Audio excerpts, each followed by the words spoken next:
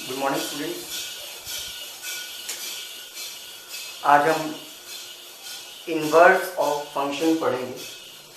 हमने last classes में अपनी फंक्शंस के बारे में डिस्कस किया है। आज हम देखेंगे इनवर्स ऑफ फंक्शन।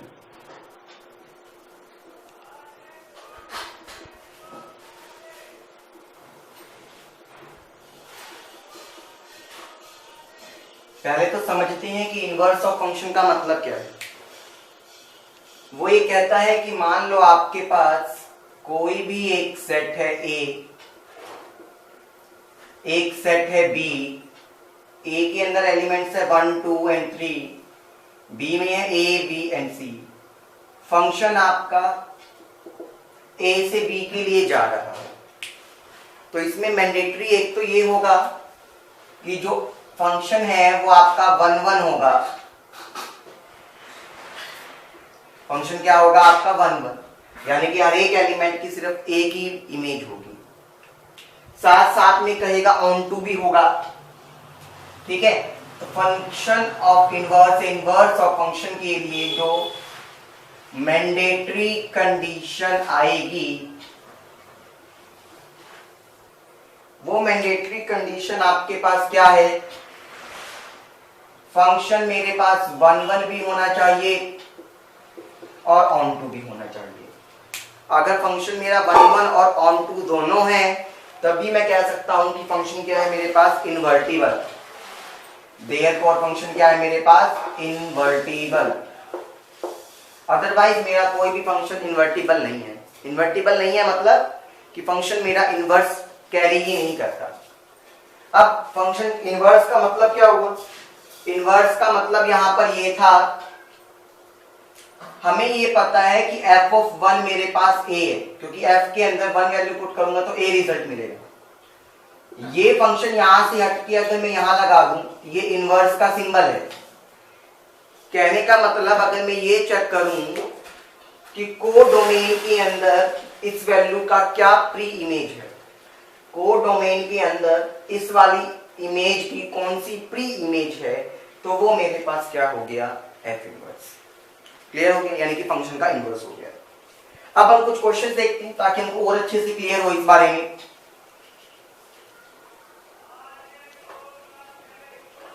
ठीक है, अब जैसे कि फर्स्ट क्वेश्चन आपके पास आता है स्टूडेंट्स,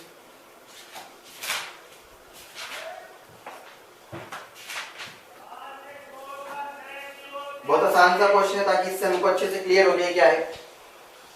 कहते हैं ऐसा आपको दे रखा है a, b, c। P नाम का एक सेट आपको गिवन है 1, 2 एंड 3। ठीक है, फंक्शन आपको गिवन दे रखा है a, 3, b, 2 एंड c, 1। आपको क्या फाइंड आउट करना है students? f inverse find out करना है। समझ रहे मेरी बात? हमें क्या निकालना है? f inverse. तो f इनवर्स का मतलब क्या हो गया? हमेशा उल्टा करना। फंक्शन तो दे ही रखा है, फंक्शन को चेक नहीं करना, सिर्फ चेक ये करना है कि क्या ये 1, 1 और 1, 2 है। a का हमारे पास अगर मैं चेक करता हूं, ये s है और ये p सेट है। फंक्शन डिफाइंड हो गया मेरे पास a, b और c, 1, 2 और 3। a की इमेज बन रही है 3,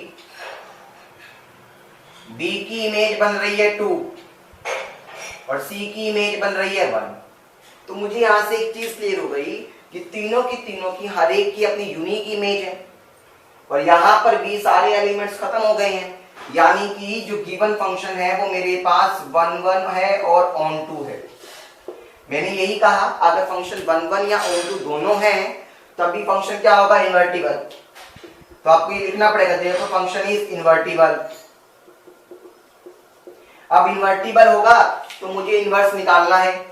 तो अब ये देखते हैं कि इनवर्स कैसे निकालेंगे। कुछ नहीं करना होता, a की वैल्यू 3 थी तो मैं क्या कह सकता हूँ? 3 की वैल्यू a, b की 2 थी तो 2 की वैल्यू b, c की 1 थी तो 1 की वैल्यू क्या हो गई? c। ये आपके पास क्या आ गया? a इनवर्स आ गया, फंक्शन इनवर्स आ गया। मतलब जो भी फंक्शन का नाम दे रखा उसका इनवर्स आ गया। Clear students? अच्छा, फिर हमारे पास आता है एक नेक्स्ट क्वेश्चन। हर क्वेश्चन में आपको बस यही करना है, क्वेश्चन बहुत आसान है।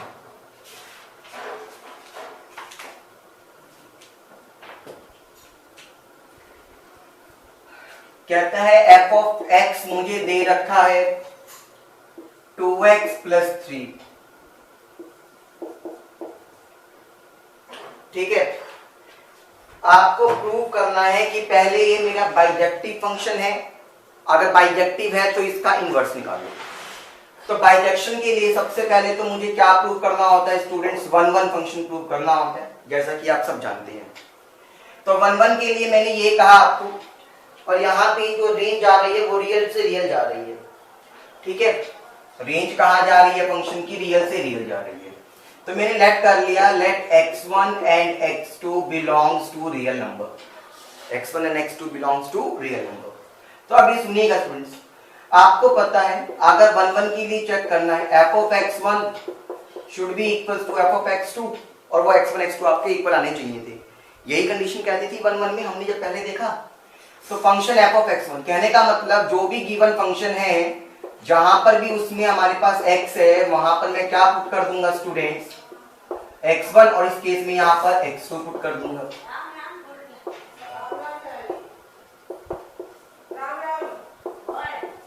ये 3 प्लस है, इधर जाके क्या हो जाएगा माइनस।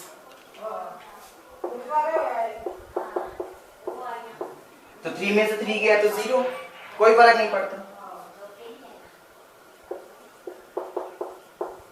ये 2 यहां मल्टीप्लाई, इधर जाके डिवाइड, 2 से 2 कैंसिल।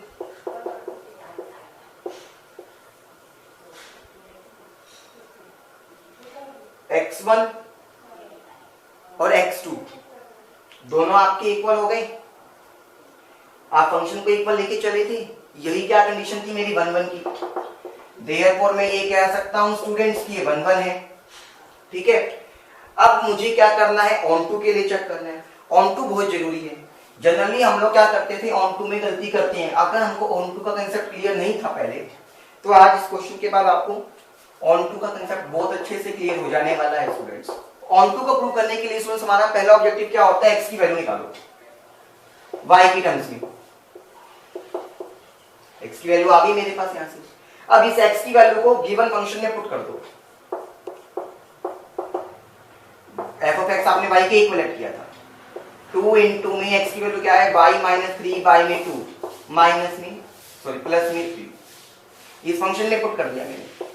2 से 2 कैंसिल, y माइनस 3 प्लस में 3 से 3 कैंसिल, तो y मेरा y के इक्वल आ गया। यानी कि सारी की सारी को डोमेन या डोमेन मेरी पूरी हो चुकी है। इसका मतलब क्या हो गया, ये ऑन टू। तो ऑन टू को प्रूव करने का मेथड सिंपल सा है, एज इट इज। यहां तक क्लियर है। यानी कि फंक्शन मेरा क्या है, बाइजेक्टिव, देयरफॉर बाइजेक्टिव है, मतलब 1 1 भी है और ऑन टू भी है। अब उसने कहा था अगर फंक्शन मेरा बाइजेक्टिव या ऑन टू या 1 1 दोनों है, तो मुझे क्या करना है, इसका इनवर्स निकालना है। इनवर्स निकालने के लिए स्टूडेंट्स आपको क्या करना होगा, मेरी बात को सुनिएगा। जो आपने ऑन टू को करने के लिए ये वाली कंडीशन लेके चले थे, इसकी तो आपको नीड रहेगी ही रहेगी। ठीक है, इसकी तो नीड आपको रहेगी एक्स की। अब मेरी बात को सुनिएगा, हमने ये कर लिया स्टूडेंट्स, हमें ये पता है एफ ऑफ एक्स को आपने वाई लगाना। अगर ये मैं एक्स उठा के वहां ले जाता हूं, तो ये एफ इनवर्स वाई बन गया। अब यहां पर इसका मतलब क्या होगा, डायग्राम से समझते हैं। ये मेरे पास एक ए था और एक बी था, 1 2 और 3। यहाँ पे क्या है, ए बी और सी। 1 की वैल्यू ए, 2 की वैल्यू बी, 3 की वैल्यू सी। यहाँ पे कोई भी फंक्शन था। अब आपको ये पता है यहाँ पे एक्स से वाई जो भी वेरिएबल होता है, उसका मतलब क्या है। एक बार तो मैं क्या पुट करूंगा उसके अंदर 1, एक बार क्या पुट करूंगा उसमें 2, ऐसे पुट करूंगा 1 के रिजल्ट में। तो देखो मेरे को क्या मिलेगा, 1 के रिजल्ट में क्या मिलता, 8। 1 के रिजल्ट में मुझे क्या मिलता, 8। तो मुझे पता है a से 1 में जाऊंगा, यहाँ पे एफ इनवर्स, इसको एक फंक्शन ही मान लो एफ इनवर्स को। a का फंक्शन क्या आएगा, a का रिजल्ट 1, यानी कि उल्टा तो जा रहा हूं। अब मैं क्या कर रहा हूं, उल्टा जा रहा हूं। यहाँ पे उल्टा जाना ही क्या होता है, इनवर्स होता है। समझिए मेरी बात को। तो आपके पास x अब x की वैल्यू क्या है यहां से, y minus 3/2 is equals to f inverse y की टर्म्स में आ गया। अब आपको पता है कोई फंक्शन y की टर्म्स में है और x की टर्म्स में निकालना है तो सिंपल क्या करते हैं, वेरिएबल को रिप्लेस कर देते हैं। यहाँ पे भी तो हम वही करते हैं, x की जगह मैंने क्या करा 1 करा, यहाँ पे y की जगह क्या कर दिया x कर दिया। क्लियर, तो ये मेरे पास क्या हो गया, इनवर्स आ गया। क्लियर हुआ स्टूडेंट्स। अच्छा, अब हम कुछ और क्वेश्चन देखते हैं ताकि हमको और अच्छे से क्लियर हो जाए।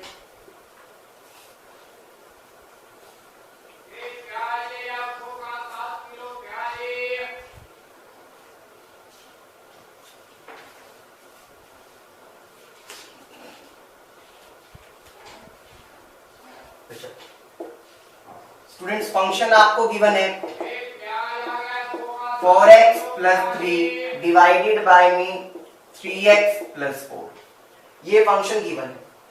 ठीक है, वो यही कहता है पहले तो बाइजेक्टिव प्रूव करो और बाइजेक्टिव प्रूव हो जाए तो आप इसका इनवर्स निकालेंगे। तो सुन लीजिएगा, पहले तो मुझे क्या करना पड़ेगा, बाइजेक्टिव प्रूव करने के लिए 1 1 प्रूव करना है या 1 1 को चेक करना है। रियल नंबर से करेगा तो मान लो मैंने पहले वही कह दिया x1 और x2 belongs to real number, जो भी उसकी रेंज दे रखी होगी। ठीक है, अब यहाँ पे उसने जो रेंज दे रखी है आपको, रेंज आपको वो ये कहता है रियल नंबर पे जा रहा है, लेकिन रियल नंबर में 4/3 माइनस के 4/3 को छोड़कर, माइनस के 4/3 को छोड़कर, समझ गए। तो मेरे पास मैं यहां पर भी यही लिखूंगा। अब स्टूडेंट्स आपको समझने वाली बात यह है कि ये रेंज इसलिए क्यों दे रखी है। रेंज हम इसलिए निकालते हैं डिनोमिनेटर को 0 के इक्वल रख के देखो, जो x की वैल्यू आती है ना उसको रियल नंबर में से माइनस करना पड़ता है।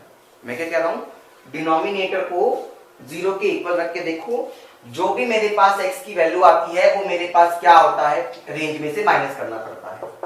तो अगर मैंने 0 में से माइनस करा, अब बताऊंगा माइनस भी क्यों करते हैं। माइनस हम इसलिए करते हैं स्टूडेंट्स ताकि, ये देखो माइनस का 4/3 आ गया, क्योंकि अगर आपको पता है डिनोमिनेटर में 0 आ गया तो वो इनफाइनाइट बन जाएगा, नॉट डिफाइंड क्वेश्चन बन जाएगा ना मेरे पास, इसीलिए। अच्छा, फिर अगर अब हम इसको करते हैं, मैंने कहा x1 x2 इससे बिलोंग करता है, तो आपको ये पता है f of x1 मेरे पास f of x2 के इक्वल होता है। तो चलिए करते हैं, 4 of x1 plus 3 divided by में 3 of x1 plus 4, 4 of x2 plus में 3 डिवाइडेड बाय में 3 of x2 plus में 4, ये दिया हुआ है।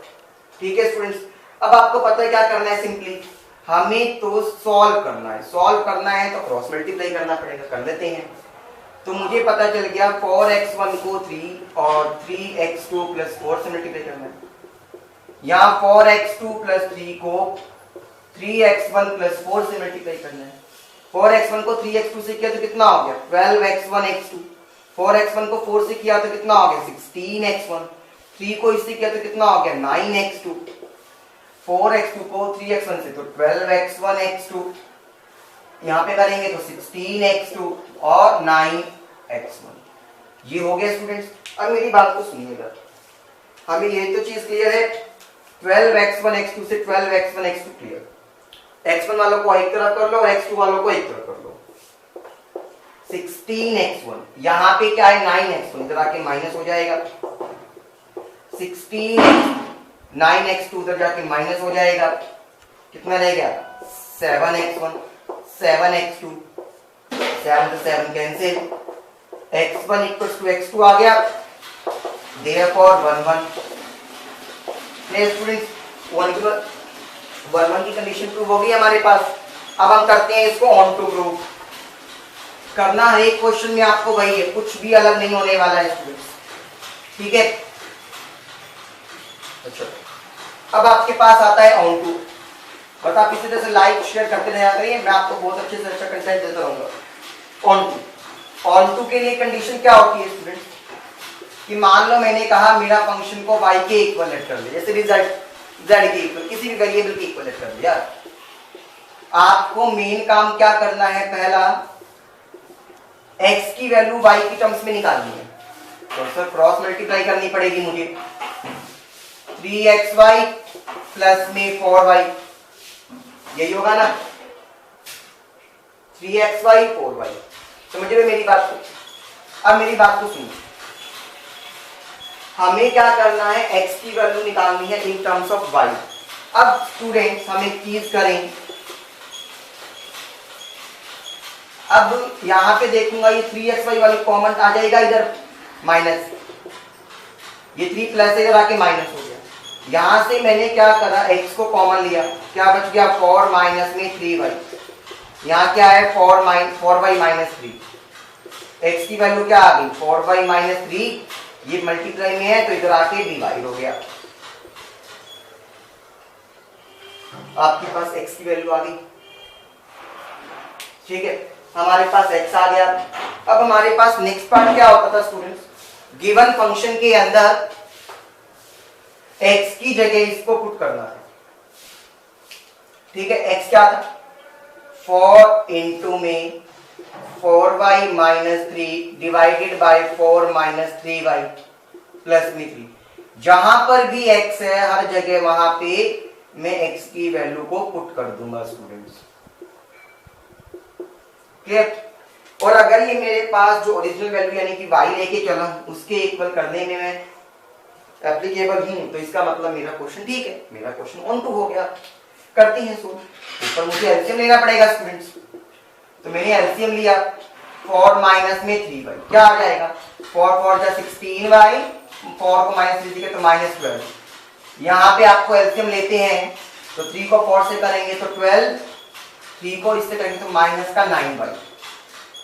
सिमिलरली मैंने क्या करा, डिनोमिनेटर में एलसीएम लिया स्टूडेंट्स 4 माइनस में 3y, 3 को 4 से किया तो 12y, 3 को इससे किया तो माइनस का 9, प्लस में क्या होगा स्टूडेंट्स 4 को 4 से किया तो प्लस 16, 4 को इससे किया तो माइनस का 12y, क्लियर। अब आपको ये पता है स्टूडेंट्स जब ये दोनों टर्म्स मेरे पास सेम है तो ये आपस में कैंसिल हो जाएंगी, क्लियर, ये दोनों आपस में मेरे कैंसिल हो जाएंगी। अब देखते हैं, ये माइनस 12 से प्लस 12 कैंसिल, प्लस 12y से माइनस का 12y कैंसिल, 16y में से 9y चला गया तो मेरे पास 7y बच गया, 16 में से 9 चला गया तो 7, 7 से 7 कैंसिल, रिजल्ट किसके इक्वल आ गया y के इक्वल आ गया। तो इसका मतलब मेरे पास जो गिवन फंक्शन था वो क्या है ऑन टू, यानी कि बाइजेक्टिव फंक्शन है। अगर बाइजेक्टिव फंक्शन है तो मेरे पास इनवर्स तो एग्जिस्ट करेगा, f इनवर्स एग्जिस्ट। पहले आप बताएंगे इनवर्स एग्जिस्ट भी करेगा या नहीं, एग्जिस्ट करता है तो मैं क्या करूंगा, आप इसका इनवर्स फाइंड आउट करूंगा, ठीक है।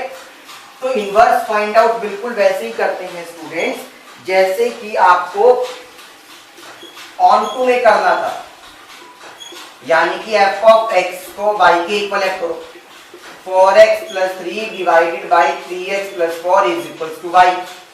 x की वैल्यू निकाल लो 4 की टर्म से, तो सर मुझे पहले तो क्रॉस मल्टीप्लाई, यानी कि क्या हो गया ये 3 इंटू एक्स वाई प्लस में 4 इंटू वाई, ये प्लस था इधर आके क्या हो गया माइनस, ये प्लस था इधर आके क्या हो गया माइनस। यहां से मैंने x को कॉमन लिया स्टूडेंट्स, क्या बच गया 4 माइनस में 3y, 4y माइनस 3। x की वैल्यू क्या है 4y माइनस 3 और ये मल्टीप्लाई में था इधर आके क्या हो गया डिवाइड में।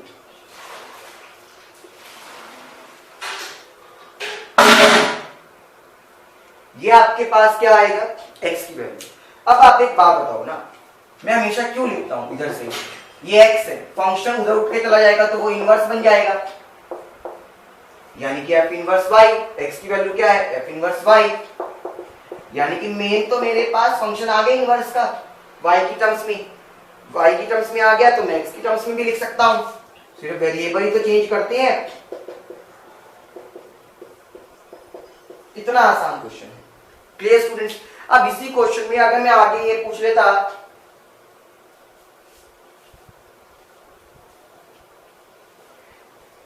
कि आपने फंक्शन तो निकाल दिया, सेकंड पार्ट में पूछता हूं f इनवर्स 0 निकालो, तो इसका मतलब क्या हुआ जहां पर भी वेरिएबल y या वेरिएबल x है वहां 0 पुट कर दोगे। अच्छा जब आप इसको x की टर्म्स में लिखेंगे तो क्या हो जाएगा 4x minus 3 divided by 4 minus 3y।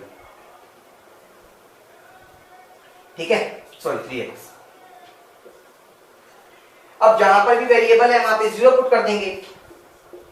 मैं यहां पे ये समझाना चाह रहा हूं वेरिएबल कुछ भी हो सकता है, 0 1 2 3 y z कुछ भी, कोई फर्क नहीं। फंक्शन को देखो तो जहां पर भी वेरिएबल है वहां पे हमको 0 पुट करना है। तो देखो 0 तो ये माइनस का 3 रह गया, यहाँ पे खाली 4 रह गया, तो आपके पास आंसर आ गया। Clear students? अच्छा, अगर मैं इसी में एक पार्ट और करता हूं,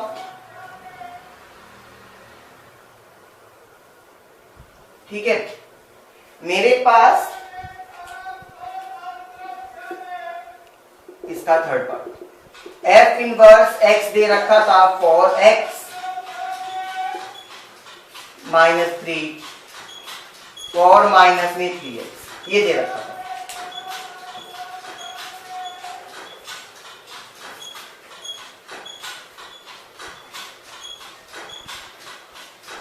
ठीक है, अब मैं आपको ये कहता हूं कि f इनवर्स x मेरे पास 2 के इक्वल है, फाइंड x,